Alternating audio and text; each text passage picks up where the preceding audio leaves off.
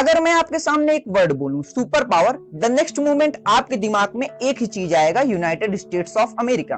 और हो सकता है थोड़ी देर में आपके दिमाग में शायद दूसरा शब्द भी आ जाए, चाइना। और अगर आपकी हिस्ट्री नॉलेज थोड़ी ठीक ठाक है तो शायद आपके दिमाग में द ग्रेट ब्रिटेन का एम्पायर भी याद आ जाए।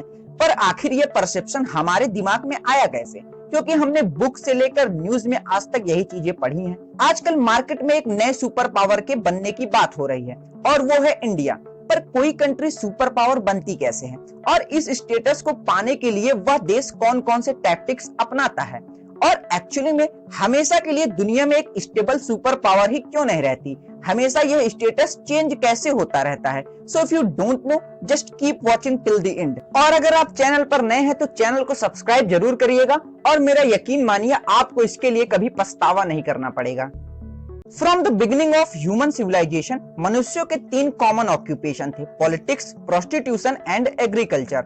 नौ एग्रीकल्चर की वजह से ही इंडिया और चाइना एंशिएंट सुपर पावर थी, क्योंकि यहाँ पर अरेबल लैंड सबसे ज्यादा थी। सबसे ज्यादा फार्मर एक्टिविटी और प्रोडक्टिविटी इन्हीं देशों में होती थी। इसके साथ एग्रीकल्चर से रिलेटेड ज्यादातर प्रोडक्ट्स जैसे टेक्सटाइल्स आदि भी यहीं पर बनते थे। इनफैक्ट 17वीं शताब्दी तक पूरी दुनिया का हाफ इकोनॉमिक आउटपुट इंडिया व चाइना की इकोनॉमी का था। पर 17वीं शताब्दी में यूरोपियन देश ग्रेट ब्रिटेन के एक इनोवेशन ने सारे इक्वेशंस बदल दिए, और यह था टेक्सटाइल मशीन्स का इन्वेंशन। ना जहां पर इंडियन व Chinese textile industries man operated थी, वहीं पर ब्रिटेन की टेक्सटाइल इंडस्ट्री या मशीन ऑपरेटेड हो गई, जिसने ब्रिटेन की प्रोडक्टिविटी इंडिया तथा चाइना के कंपैरिजन में 10 गुना ज्यादा बढ़ा दी। ना सिर्फ टेक्सटाइल मशीन्स बल्कि डिस्कवरी लाइक स्टीम पावर और रेल इंजन के इन्वेंशन ने ब्रिटेन तथा अदर यूरोपियन कंट्रीज को इनोवेशन व डेवलपमेंट में एक कंपटीशन में ला दिया, और इसी की वजह से ही फर्स्ट इंडस्ट्रियल रिवॉल्यूशन की शुरुआत हुई। During first industrial revolution Germany तथा फ्रांस ने मात्र 100 वर्षों में इतनी ज्यादा ग्रोथ की जितने की इंडिया व चाइना ने अपनी पूरी हिस्ट्री में की थी। बट यह कंपटीशन मिलिट्री सेक्टर में भी शुरू हो गया तथा यूरोपियन कंट्रीज तेजी से अपनी मिलिट्री पावर बढ़ाने लगी। इस कंपटीशन का एक असर हमें कोलोनाइजेशन में भी देखने को मिला, क्योंकि यूरोपियन कंट्रीज में किसी कमजोर देश या नेचुरल रिसोर्सेज रिच देश को कोलोनाइज करने की होड़ सी मची रहती थी। In this first industrial revolution Great Britain came as winner, क्योंकि सबसे ज्यादा वेल्थ एक्यूमुलेशन इस रिवॉल्यूशन से ब्रिटेन ने ही किया था। आल्सो ब्रिटिश पाउंड अपने गोल्ड स्टैंडर्ड की वजह से उस समय तक वर्ल्ड ट्रेड और एक्सचेंज का मीडियम बन गया था। बट फर्स्ट इंडस्ट्रियल रिवॉल्यूशन ही एकमात्र रिवॉल्यूशन थी नहीं। सन 1864 के दौरान शुरू हुई second industrial revolution. Second industrial revolution में heavy machinery, heavy industries, discovery of gasoline और मोटर इंजन्स के इनोवेशन मार्केट में नई अपॉर्चुनिटी लेकर आए, और इस इंडस्ट्रियल रिवॉल्यूशन में कंट्रीज लाइक जापान और यूएसए ने सबसे ज्यादा वेल्थ एक्यूमुलेशन किया। इनफैक्ट इन 1914 यूएसए की total economic output complete British Empire से भी ज्यादा हो गई थी। But USA super power position में 1945 में आया। पर कैसे, इस पर थोड़ी देर में जानते हैं। पर we all know that after the first industrial revolution the Great Britain got the tag of super power, और इसी की वजह से ब्रिटेन ने बहुत सारे देश कोलोनाइज किए, कई सारे वॉर्स जीते तथा वेल्थ एक्यूमुलेशन तो अनलिमिटेड किया। पर ब्रिटेन के इस स्टेटस ने यूरोप में एक पावर कॉन्फ्लिक्ट शुरू कर दिया, और इससे 1913 में फर्स्ट वर्ल्ड वॉर शुरू हो गया। नाउ वॉर की वजह से यूरोपियन इकोनॉमी पूरी तरह से डैमेज हो गई, तथा इसके बाद के कुछ इवेंट जैसे द ग्रेट डिप्रेशन तथा वर्ल्ड वॉर 2 ने European powers like Britain, France तथा जर्मनी को फ्रेजाइल कर दिया, और इसका सीधा फायदा यूएसए को हुआ। यूएसए इस वॉर में सबसे बड़ा विनर निकला, और सुपर पावर की टोपी यूएसए के सर आ गई।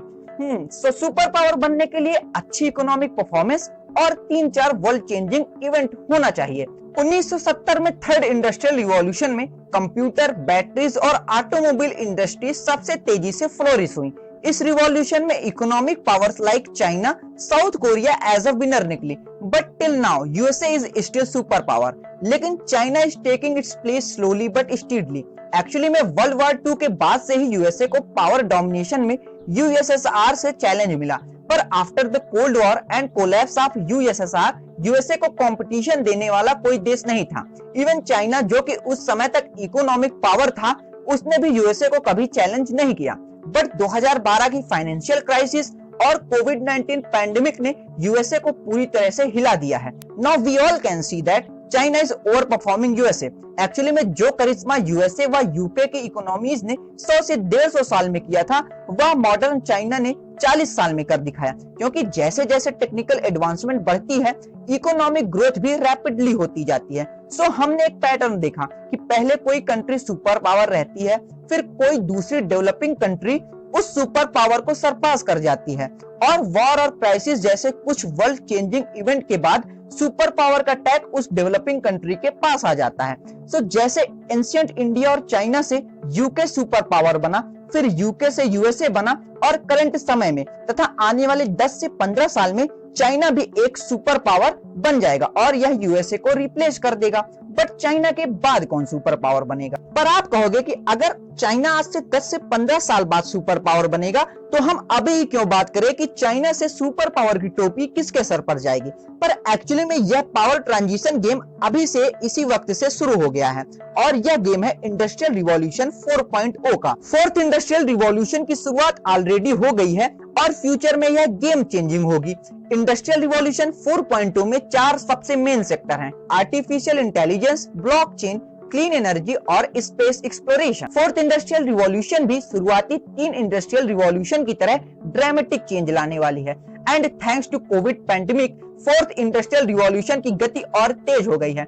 आर्टिफिशियल इंटेलिजेंस आज रैपिडली ह्यूमन लाइफ में इंटर कर चुका है। At the current time artificial intelligence की टोटल मार्केट साइज $63 बिलियन है, जो कि 2030 तक ड्रामेटिकली $1 ट्रिलियन तक पहुंच जाएगी। ना सिर्फ आर्टिफिशियल इंटेलिजेंस बल्कि ब्लॉकचेन, क्लीन एनर्जी और स्पेस एक्सप्लोरेशन आने वाले समय में कई $1 ट्रिलियन की इंडस्ट्रीज होंगी। Now seeing eight the current scenario, it seems like India China के बाद वह कंट्री होगा जो कि चाइना के सुपर पावर स्टेटस को रिप्लेस करेगा। क्यों? इसके पीछे कई कारण हैं। पहला है ह्यूज पॉपुलेशन। जब कोई देश में ह्यूज पॉपुलेशन होती है, रिच रिसोर्सेज होते हैं, तो वह पॉइज्ड टू ग्रोथ होता है, मतलब उसे ग्रोथ करना ही है। इंडिया ऑलरेडी $12 ट्रिलियन की परचेजिंग पावर वाली इकोनॉमी है और 2050 से 2060 तक यह 80 से 85 ट्रिलियन की परचेजिंग पावर वाली इकोनॉमी होगी, जो कि उस समय तक चाइना को भी पीछे छोड़ देगी। दूसरा कारण इंडिया का इंडस्ट्रियल रिवॉल्यूशन 4.0 में लीडिंग रोल में होना है, क्योंकि $3 ट्रिलियन की इकोनॉमी होने के बावजूद भी इंडिया की artificial intelligence patent filing total European union से भी ज्यादा है। इसके साथ आर्टिफिशियल प्रिपेयर्डनेस इंडेक्स में भी इंडिया जहां पर 17वें स्थान पर है, वहां पर चाइना 20वें स्थान पर है। इसके साथ इंडिया की क्लीन एनर्जी में भी जो स्ट्रेटेजी है वह वर्ल्ड लीडिंग है, और इंडिया का one sun one world one grid project इसको प्रूव भी करता है। हालांकि सिंगापुर और साउथ कोरिया भी इस इंडस्ट्रियल रिवॉल्यूशन 4.0 में फॉरवर्ड रोल में है, बट कंपेयरिंग टू इंडिया उनकी प्रोबेबिलिटी घट जाती है, क्योंकि यह ऑलरेडी डेवलप्ड कंट्रीज हैं और इन देशों की पॉपुलेशन बहुत ही कम है। So if the same pattern continues, जैसा कि हमने देखा है कि कोई भी इंडस्ट्रियल रिवॉल्यूशन में एक कंट्री डेवलप होती है और फिर कुछ वर्ल्ड चेंजिंग इवेंट की वजह से वह सुपर पावर हो जाती है, तो नियर फ्यूचर में इंडिया चाइना को रिप्लेस कर देगा और हो सकता है कि 21वीं शताब्दी का सुपर पावर भारत हो। सो कैसा लगा आपको यह वीडियो? कमेंट बॉक्स में कमेंट करके जरूर बताइए। और हाँ, अगर आपको मेरा काम और रिसर्च पसंद आता है तो चैनल को सब्सक्राइब करके बेल आइकन को जरूर दबाइए, ताकि आगे आने वाली इसी तरह की नॉलेजेबल कंटेंट सबसे पहले आप देखो। और तब तक के लिए जय हिंद।